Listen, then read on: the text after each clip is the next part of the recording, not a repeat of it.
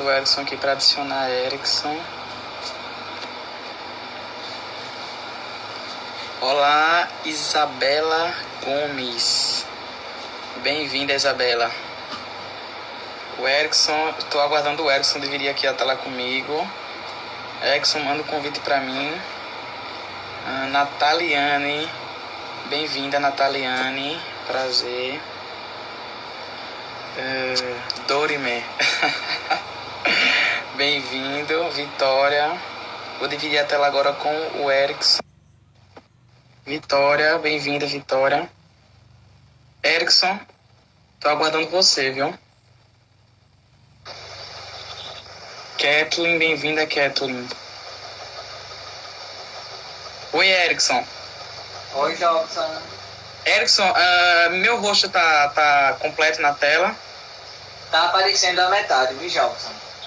Quando dividiu a tela, fez isso. Acho que agora, deixa eu mandar um pouquinho distante aqui no celular. Acho que agora tá, né? Ok, acho que agora tá inteiro. Rosângela, bem-vinda. Gente, quem já entrou aí, já pode ir falando de onde vocês são, tá? Podem ir mandando oi aí. Bem-vinda, Rosângela Mota. Ana Luísa, bem-vinda, Ana Luísa. Rafa, bem-vindo. Ana Luísa, obrigado, Ana Luísa, por estar aqui me prestigiando. Que bom. Tem um pessoal aí lá da Vicência, né, comparecendo. Eu os convidei. Grace, não é isso? Bem-vinda, Grace. Nós vamos iniciar, né, aguardar um pouquinho o pessoal entrar.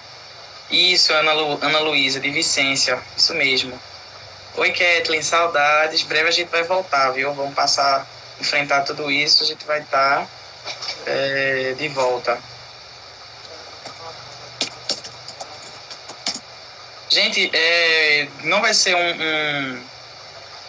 uma discussão muito demorada, né?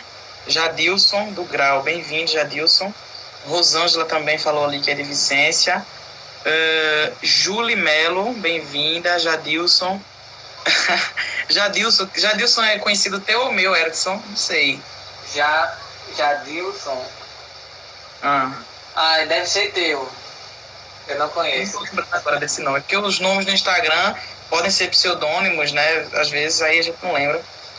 Mas bem-vindo, Jadilson. Vini, eu acho que eu sei quem é. Bem-vindo. Acho que é daqui de Nazaré. Bem, a discussão não vai ser muito longa, né? Muito extensa.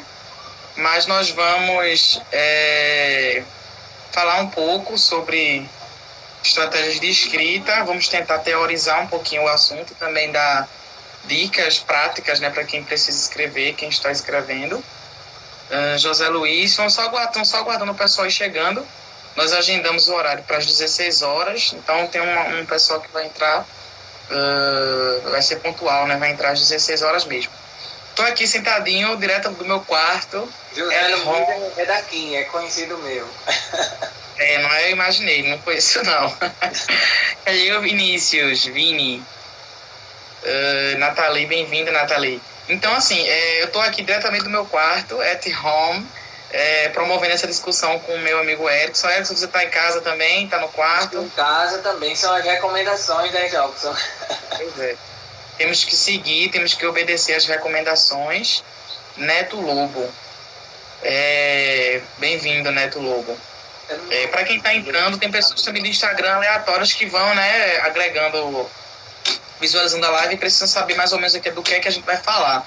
Então, 1 minuto, tá? Mas pode continuar falando ainda. Como?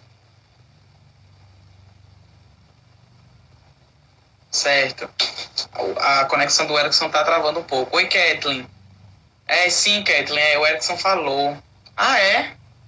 Não, Jadilson. Tá. Jadilson é aluno, deve ser aluno meu, né, Kathleen? Bem, nós estamos promovendo essa discussão sobre estratégias de escrita, justamente porque nesse momento, né, em que todos nós estamos em situação de isolamento social, precisamos encontrar maneiras de passar por todo esse processo de maneira saudável, né? Mantendo a nossa saúde mental, mantendo o nosso equilíbrio, mantendo os estudos ativos principalmente. Então, o objetivo dessa live é promover essa discussão. O Erickson deu uma saída, mas já voltou. Voltou, Erickson. O Jadilson, Erickson, ele é aluno meu de Vicência. A Kathleen acabou de falar aqui.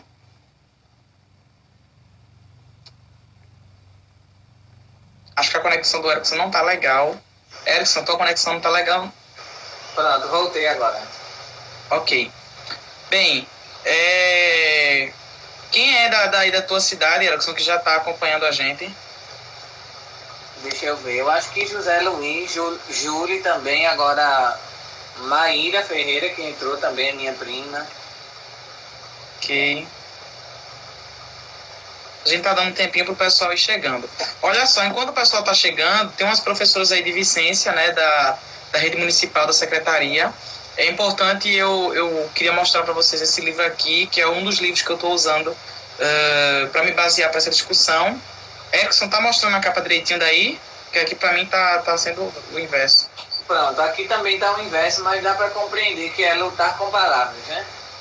Isso, o título do livro é Lutar com Palavras, Coesão e Coerência, da autora Irandé Antunes. A Irandé Antunes, ela sempre contempla a Universidade de Pernambuco com a presença dela aqui em Nazaré da Mata. Então, eu estou usando o livro dela, né, como aparato teórico para discutir, para a nossa discussão de hoje. Chagas, Henrique. Oi, Henrique, bem-vindo. Henrique, a gente tem que fazer uma, tá? Eu quero aproveitar esse momento que eu estou aqui ao vivo com o Erickson, convidar o Henrique Chagas para a gente fazer uma live também, Henrique. Henrique Erickson, ele faz letras também lá na UPR. Não sei se você conhece o Henrique. Ele é do inglês, então ele é à noite, ele só está à noite. Não, eu não conheço. Porque à noite eu não estava muito. E aí, então você talvez não conheça. O José Luiz, o Kelvin também, Maíra e Júlia, todos são daqui de Aliança. Ok, muito bem. O pessoal de Aliança comparecendo aí. Júnior, meu amigo, acabou de entrar. Bem-vindo, Júnior. Queria aproveitar esse momento também para divulgar, viu, para os interessados que gostam de ler e que querem um grupo de estudos que discutam leituras literárias interessantes. O Instagram e o Clube do Livro Leia-se, fundado pelo meu amigo Júnior. Júnior é de Condado, né, Júnior? Se eu não estiver enganado. Então tem esse grupo, Erickson, que a gente está discutindo bastante leituras, e a leitura desse mês é esse aqui, ó, Vidas Secas, do Graciliano Ramos, tá? Depois eu vou colocar o IG do Júnior disponível no meu Instagram, mas tá lá, leia-se, tá? É o nome do grupo, leia-se. Bem, não é 4 horas ainda. Pra gente iniciar a discussão, a gente ligou, pessoal, um pouquinho mais cedo, só para o pessoal ir entrando, tá? Pra gente poder ter um grupo legal. José Luiz, estamos ligadinhos, para a gente ter um grupo legal de pessoas ativas na live quando a gente iniciar a discussão. Então a gente já vai começar pontualmente às 4 horas, às 16 horas da tarde, como foi divulgado, né? Nós somos brasileiros pontuais.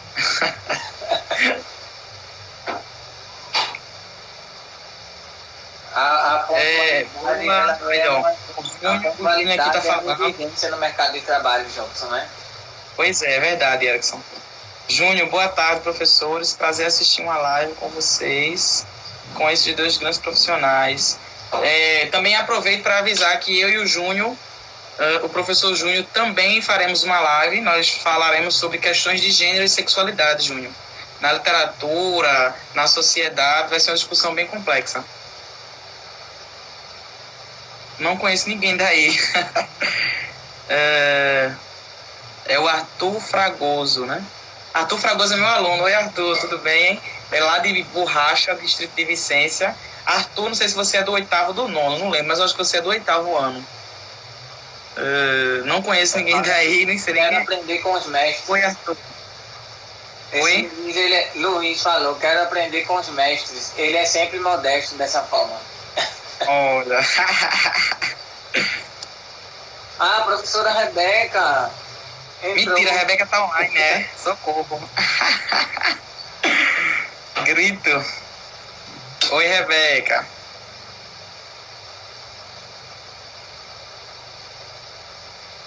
Tem um pessoal aí, tem uma galera do meu município lá de Aliança, do município que eu trabalho. Tem um pessoal da Secretaria de Educação. Bem, já falta um minuto para a gente começar, Erickson. Vamos começar se apresentando para o pessoal saber quem nós somos, quem não nos conhece, né? Tem uma galera aí que é o público seu, tem alguns que são público meu. Bem, eu sou o Jobson, sou professor de língua portuguesa e atuo na Secretaria de Educação no município de Vicência, no interior do estado, aqui na Mata Norte. E também sou professor da rede municipal lá, né? Atuo nas escolas e promovo discussões na Secretaria de Educação. Minha formação é na área de letras, português e inglês pela Universidade de Pernambuco. Erickson. Eu não sou muito bom em me apresentar, mas vou tentar. Eu também sou graduado em letras, português e espanhol pela Universidade de Pernambuco e atualmente estou fazendo secretariado executivo na Federal. Todas as minhas experiências de pesquisa são com base nos gêneros, as teorias de gêneros e discutindo também a nova teoria do texto, né, que defende o ensino com base em textos, essas coisas. Então, estou à disposição para a discussão. Pois é, eu esqueci até de mencionar, Erickson, a minha linha de pesquisa, né? Eu iniciei a graduação estudando literatura de minorias sociais, especificamente autoria feminina e negra, e atualmente eu tenho direcionado os meus estudos para a área de metodologia do ensino, alfabetização e letramento, e a minha discussão está nessa área no momento, né? Eu mudei radicalmente da literatura para a linguística. Bem, vamos lá começar. O pessoal já está pedindo aí. Bem, um prazer estar aqui com vocês, tá? Todos os meus alunos e alunas da Rede Municipal de Vicência, sejam bem-vindos e bem-vindas. Os professores e professoras que atuam nas escolas, o pessoal da Secretaria de Educação do município também está aí prestigiando essa discussão. Sejam todos e todas muito bem-vindos e bem-vindas. Na nossa pauta de discussão, logo após a apresentação, né? A gente vai começar a discussão falando um pouco sobre os conhecimentos necessários para uma boa escrita. Erickson, Miriam, só um momentinho, Erickson, gostaria de saudar a minha diretora de ensino, a Miriam, diretora de ensino lá do município, lá da Secretaria de Educação de Vicência, está acompanhando a live, acabou de entrar. Bem-vinda, Miriam. Erickson vai iniciar a discussão falando sobre os conhecimentos necessários para uma boa escrita. Com você, professor. Isso. Então, boa tarde a todos. Eu gostaria de justificar essa fala e essa discussão e a importância de nós estarmos falando sobre a escrita é porque todos os avanços, tanto sociais quanto tecnológicos dos últimos tempos, têm transformado, têm gerado um novo olhar e uma nova forma de fazer as coisas. Inclusive, novas formas de escrita também. As fanfics é um exemplo disso, Jobson. Então nós temos pessoas que são fãs de textos de autores e que modificam aquele texto reescrevendo, fazendo um estilo de uma reescrita. Platão se preocupava com isso no século IV a.C. Ele achava que a escrita iria modificar a vida das pessoas no sentido de impedir que a memória fosse trabalhada. Porque vocês sabem que nós temos uma memória, então ele achava que as pessoas iam ser inteligentes, imagináveis, porque iam depender de textos escritos, iam sempre se pautar na escrita. Ainda no século XIX, nós temos pensamentos iguais. Alguns autores achavam que quem lesse um texto escrito não pensaria, estava deixando o outro pensar por ele. Só que Bakhtin diz que quando nós lemos um texto, nós assumimos uma atitude ativa e responsiva com relação àquele texto e a gente pode concordar ou não com o que está escrito. Então a escrita é um momento da gente se posicionar, mas o leitor ele também se posiciona. Inclusive Có chama esse novo leitor, né, nessa nova perspectiva, de lautor. Porque ao mesmo tempo que você lê, você também escreve, né? Nas redes sociais, por exemplo, no Facebook, a gente sempre está discordando de alguma coisa e está ali utilizando a escrita para se posicionar com relação ao que está sendo discutido naquele momento. Só que contextualizando a escrita, especificamente da redação, tendo em vista que nós temos um público que faz Enem, que está estudando redação, nós precisamos, para escrever bem, ter o conhecimento linguístico, ou seja, conhecer da língua. Ninguém consegue escrever um texto se não tiver o conhecimento linguístico. E esse conhecimento linguístico tem a ver com conhecer gramática e todas as regras, não só a gramática, mas tudo que diz respeito à língua também. O conhecimento de mundo, porque todas as vezes que a gente escreve retomando outros conhecimentos que nós temos. Então é impossível a gente conseguir desenvolver um texto bem se a gente não buscar esses conhecimentos externos. É por isso que a gente vê tantas pessoas com dificuldade de argumentar ou de escrever certos textos com relação a determinados temas, porque não consegue ou não tem leitura suficiente, não tem conhecimento geral suficiente que englobe a discussão que está sendo solicitada pelo Enem. Também o outro conhecimento é o conhecimento internacional, que é fundamental quando você for escrever, você saber, quando você for ler o texto lá, o texto de motivação do Enem, você saber o que o texto quis dizer. Você precisa interagir com o texto, compreender a proposta, e esse conhecimento a gente chama de conhecimento locucional. Também nós temos o conhecimento comunicacional, que diz respeito a você adequar a variante. Então nós estamos aqui em uma situação pública, em uma live no Instagram, e com certeza eu estou adaptando a minha fala a essa situação e você também. Se nós fôssemos escrever, que também é outra modalidade, né? Tem a oralidade e tem a escrita. Mas enfim, se nós fôssemos escrever, com certeza nós iríamos nos adequar àquela situação. E também tem o conhecimento metacomunicativo, que é justamente você conseguir destacar no texto partes essenciais para que as pessoas compreendam o que você quer dizer. Porque às vezes você escreve, já aconteceu comigo, de alguns alunos escreverem e eu questionar alguns pontos e eles dizerem: não foi isso que eu quis dizer. Então, você tem que buscar mecanismos e formas de organizar o seu texto para que nós que formos corrigir possamos compreender o que realmente você quis dizer. Então, a forma de organizar o texto também influencia muito para que a escrita seja aí de sucesso. E também, por último, o conhecimento superestrutural, que esse conhecimento superestrutural para mim é muito confortável, porque diz respeito a você conhecer o gênero. Quando você vai escrever, você precisa compreender e escolher qual gênero e saber a estrutura daquele gênero, a estrutura a qual o texto vai se submeter. Então, quando eu escrevo, nós sabemos, por exemplo, a estrutura de uma bula, e a estrutura de uma redação, a estrutura de uma carta. Então, cada gênero tem uma estrutura e tem suas próprias regras. Então, conhecer os gêneros também é fundamental. Inclusive, para quem está estudando redação, precisa saber como estruturar a sua escrita ali dentro dos padrões exigidos pela redação. Inclusive, é uma das competências do Enem, é saber se você soube se submeter àquele gênero. Então, Dobson, eu tenho certeza que você tem mais a comentar, mas só a gente, como eu posso dizer, só a gente prestando atenção nesses conhecimentos e buscando esses conhecimentos, com certeza nos daremos bem na hora de escrever o texto.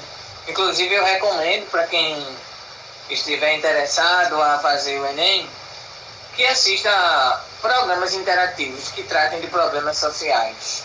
Porque às vezes a gente perde muito tempo assistindo besteiras e depois a gente se depara com um tema que é sério, que a gente tem que propor e saber discutir aquele tema, a gente não sabe. Então, eu indico aí que o pessoal comece a assistir programas interativos que tratem com seriedade de problemas sociais, que tudo vai dar certo na hora de escrever o texto.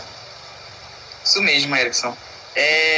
A parte desses conhecimentos necessários para uma boa escrita que o Erickson mencionou, né?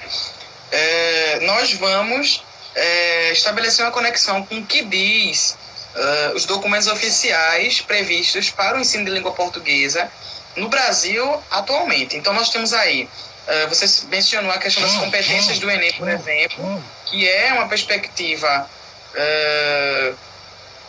atual, né, nas avaliações em geral no Brasil, nas escolas. Então, hoje avalia-se o aluno a partir de competências, tanto na escola direcionada pelas prefeituras, como também pelo Estado. O Enem já traz essa questão, essa perspectiva de competências antes mesmo da BNCC ser lançada. Então, o que é que os documentos oficiais dizem hoje sobre o ensino de linguagens?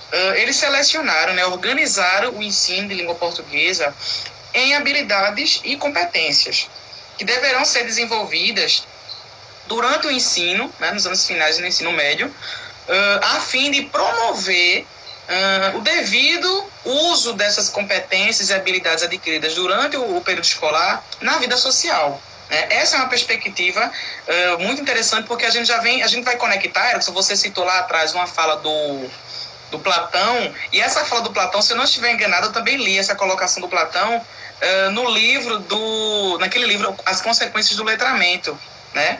Então, essa perspectiva, como a Rojane Roxo também coloca, ela está embasada na perspectiva do ensino de língua portuguesa, na perspectiva da pedagogia dos e novos letramentos.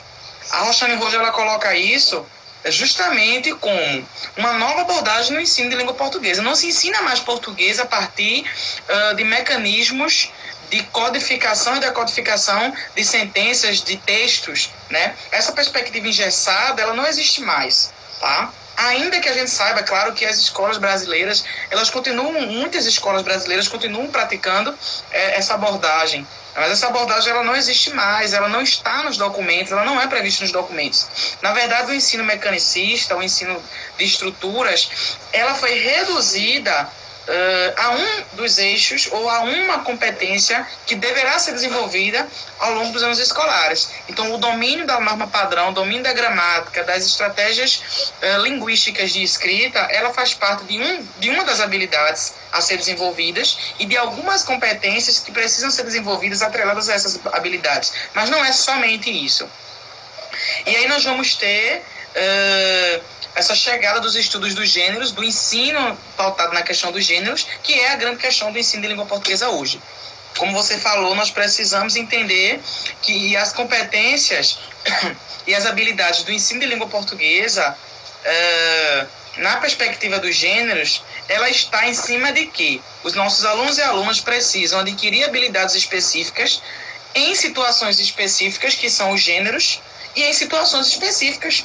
Então, a redação do Enem, por exemplo, é um gênero textual ao qual os alunos precisam conhecer e saber escrever, para um momento específico que é o de redação do Enem. Outras situações, como a escrita de uma crônica, de um diário, de uma autobiografia, por exemplo, são outros gêneros textuais, outras situações sociais que os nossos alunos e alunas precisam aprender a escrever para se expressar socialmente, para participar e interagir em outras situações sociais. A escola ela precisa ensinar aquilo que é útil para a vida social. Inclusive, esse campo, essa ideia de vida social, de vida pública, é um dos campos que a Base Nacional Comum Curricular coloca como alvo do ensino, como objetivo do ensino de LP nas escolas brasileiras. Oi, Rose está aí, Rose trabalha na Secretaria de Educação e Deficiência comigo. Bem, a gente está falando aqui sobre a BNCC, eu queria colocar que eu estou aqui com o currículo de Pernambuco, estou fazendo um estudo detalhado sobre o texto do currículo de Pernambuco no campo de linguagens, e eu queria colocar, Erickson, antes da gente ir para o próximo tópico, que o currículo de Pernambuco, assim como a Base Nacional Comum Curricular, já entende língua como interação social. É isso, essa é a nova perspectiva. A língua ela é resultado da interação entre os indivíduos. Sobre esses conhecimentos necessários, eu queria mencionar aqui no livro da Irandé Antunes, um capítulo, que é o capítulo 6.2, é um subcapítulo do capítulo 6, na página 96, que fala sobre a substituição lexical e as escolhas lexicais para a produção de textos. Essa semana eu compartilhei com o Edson uma redação de uma ex-aluna minha, né? A gente não vai citar a aluna, mas eu compartilhei com ele a redação que ela escreveu e a correção do texto, justamente para promover um debate, né, uma discussão agora nesse momento. Há uma série de desvios de escrita, e essa perspectiva de desvios de escrita, ela é da Emília Ferreira e da Ana Teberoski, que chegaram ao Brasil, trouxeram essa discussão entre as décadas de 60, a partir da década de 60, justamente para promover essa questão do letramento, né, do ensino de língua portuguesa numa perspectiva não mecanicista, mas sim de letramento. E aí, algumas escolhas lexicais dessa aluna que eu compartilhei a redação com o Erickson, nos chamaram a atenção, e eu queria que a gente comentasse um pouquinho, Erickson, sobre essas escolhas, tá? Ela cometeu alguns desvios, como, por exemplo, o emprego, o uso inadequado da expressão mesmo, né?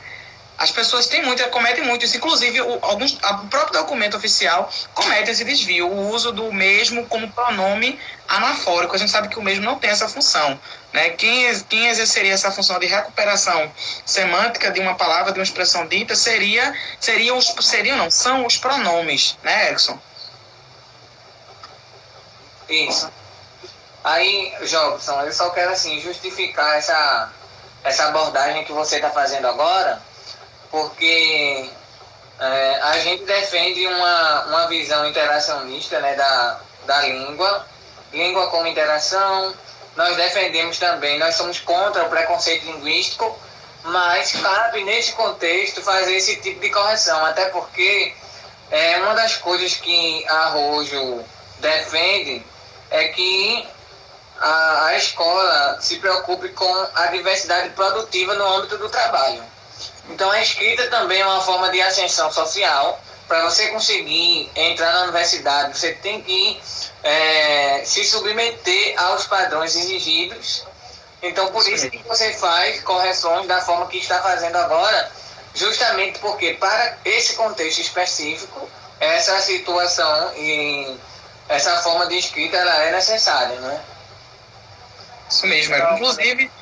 Inclusive, Erickson, tem um autor que fala também sobre isso, é o professor Arthur Gomes de Moraes, ele é da UFPE, aqui em nosso estado, e ele promove justamente essa discussão, né, de que a norma padrão, né, a forma padrão de se ler, de se escrever, né, a norma padrão ela é uma convenção social. Na verdade, o Arthur Gomes de Moraes ele coloca como uma convenção social a questão da ortografia. Eu estou aqui metaforicamente levando essa visão dele sobre a ortografia para a norma padrão, para a gramática. De fato, a norma padrão ela é uma convenção social, né? Se a gente parar para pensar, Erickson, e pesquisar e encontrar, por exemplo, textos escritos em português arcaico, um português mais antigo, esses textos são escritos de maneira que hoje a gente consideraria extremamente errado, né, como o senso comum diz. Quando você não se adequa a essa convenção social, você erra, você escreve errado. E é daí que surge o preconceito linguístico que o Marcos Banho tanto defende. Isso. Ou melhor, tanto acusa, né? Ele acusa o preconceito linguístico. Então, assim, é importante o professor e a professora de língua portuguesa entender isso de uma vez por todas. A norma padrão, ela é uma convenção social, é algo socialmente colocado como maneira de acessar determinados saberes, determinados conhecimentos formais, em situações formais. Então, o meu aluno, a minha aluna, ela vai chegar para mim na escola com uma escrita que talvez não seja a escrita da convenção social. Até porque essa escrita que ele traz é uma escrita construída em um ambiente não formal. A escola tem essa função de formalizar a educação das pessoas, né? É um ambiente formal de socialização de saberes e de aquisição do processo de escrita. Isso. Sim, Miriam, nossa live ficará disponível no canal do Edson e no meu canal também, a gente vai publicar. Olá, Cessa, bem-vinda, minha colega, minha amiga Cessa, ela de Vicência, professora. Pode continuar, Edson, a discussão aí. Pronto, um outro ponto que eu queria assim, chamar a atenção para ver se eu consigo ajudar as pessoas que vão fazer a redação, é com relação à vírgula, Jobson. Sim, vírgula. Essa vírgula é uma dor de cabeça para tanta gente, pode falar. É uma dor de cabeça, assim, não vai dar para dar conta de tudo agora, né? Mas a gente precisa isolar os advérbios, as locuções adverbiais e também ter o cuidado com as orações subordinadas.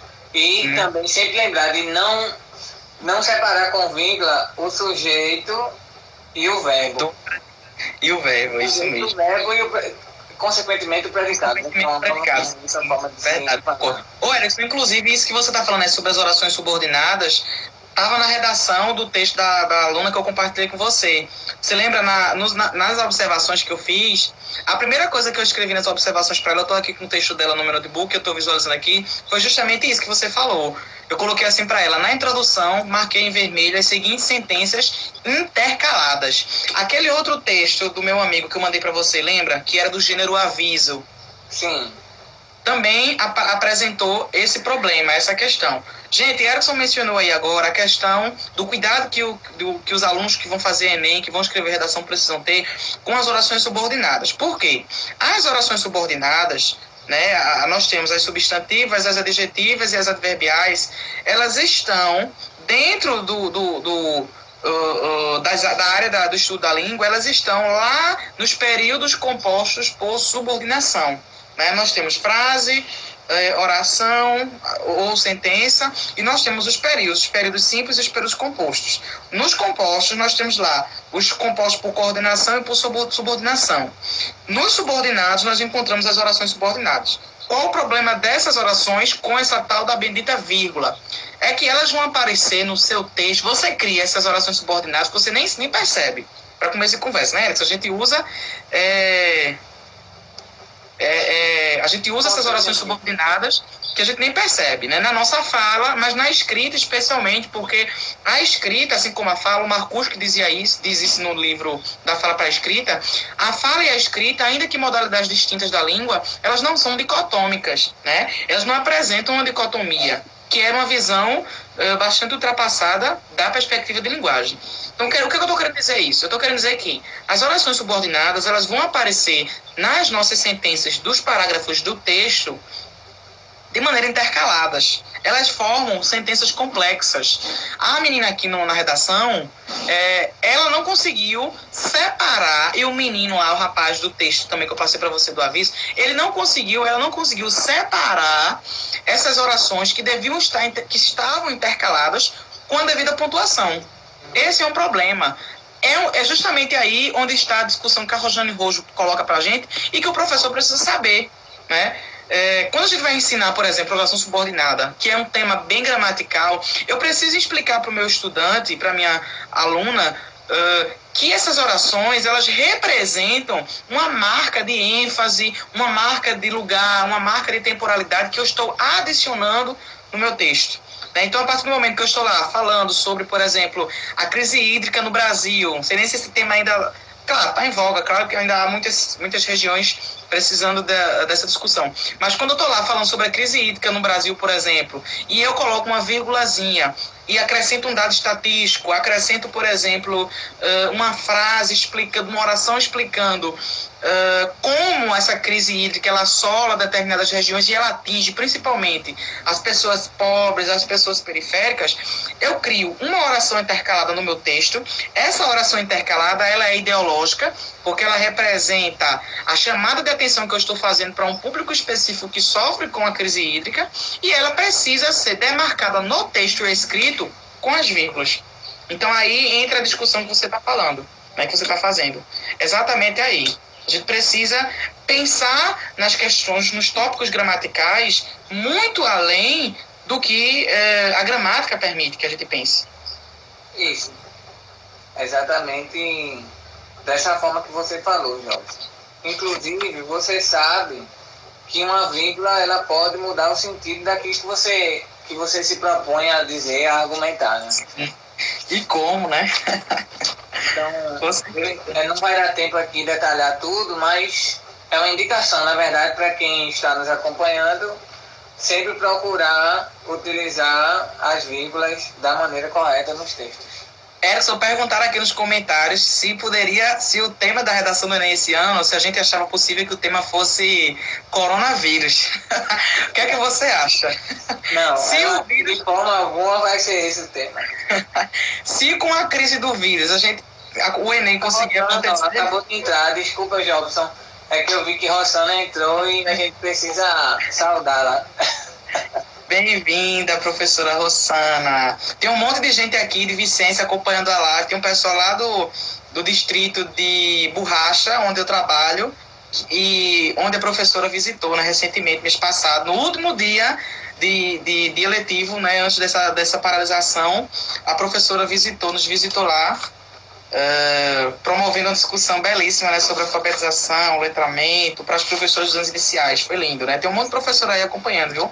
O Rodrigo, E aí, Robson, Rodrigo que fez a arte da divulgação da nossa live. Isso, Rodrigo, muito bem-vindo também, Rodrigo. E aí, Erickson, vai ser coronavírus o tema da redação do Enem? Acho que não, também. Eu acho que não. Não, não tem chance de ser esse tema agora. Não tem chance, é uma coisa muito nova. Joelma entrou. Joelma é minha madrinha, desculpa, Erickson. Joelma é minha madrinha da deficiência também. Um beijo pra você, Joelma. Pode continuar, Erickson. Então, assim, pelo que eu tenho observado, Jobson, eu faço o Enem, eu acho que já umas 9 ou 10 vezes eu faço o Enem sem parar. Eu sou viciado em fazer Enem. Eu também, desde 2014 que eu faço Enem. Desde 2014. Beijos, professora Rossana. Nós também amamos a senhora. Como eu estava falando, Jobson, nunca é um tema que surgiu esse ano. Então, nunca vai ser. Até porque eles sempre prezam por trazer um tema que cause surpresa nas pessoas. É muito difícil a gente encontrar um aluno que diga: eu estudei sobre o tema, exatamente o tema que foi abordado. Justamente porque eles procuram trazer temas que não são atuais, assim, tão atuais como o coronavírus. Eu acho que não é possível que seja esse tema. A página que perguntou, a pessoa que perguntou, eu acho que foi uma página, Edson. Foi deixa eu ver aqui. Student. Pedagogia de estudantes, tá? Foram eles que perguntaram. Pois é, eles disseram aqui que fazem Enem também desde 2014, também. Bem, vamos voltar para a discussão aqui para o currículo de Pernambuco. Aqui José Luiz disse que a esposa dele, Gega, disse que não vai ser sobre o Covid. Sobre a Covid, o tema, não vai ser. Vai, tomara, por favor. Eu estou esperando o tema, a discussão, Jobson, sobre família contemporânea. Olha, Erison, eu acho um pouco difícil na nossa gestão atual, né, alguém permitir que o país inteiro discuta os novos modelos, os novos arranjos de família, né, que sempre existiram, na verdade, mas que não recebiam autorização, entre muitas aspas, social para acontecerem. Eu tive surpresa com o tema do ano passado, né?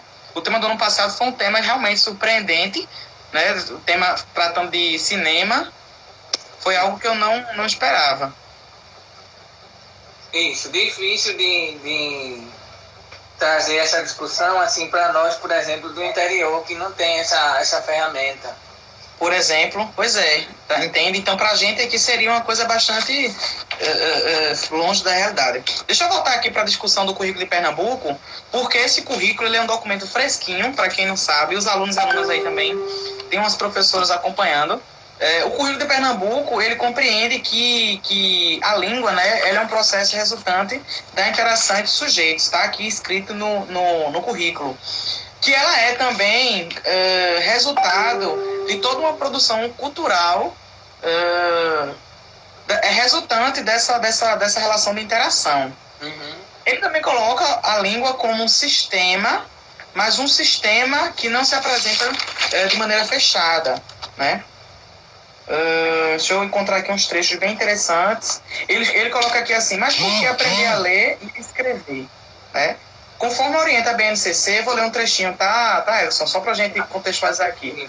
Conforme orienta a BNCC no ensino fundamental, está no currículo de Pernambuco, no campo de linguagens, na página 50.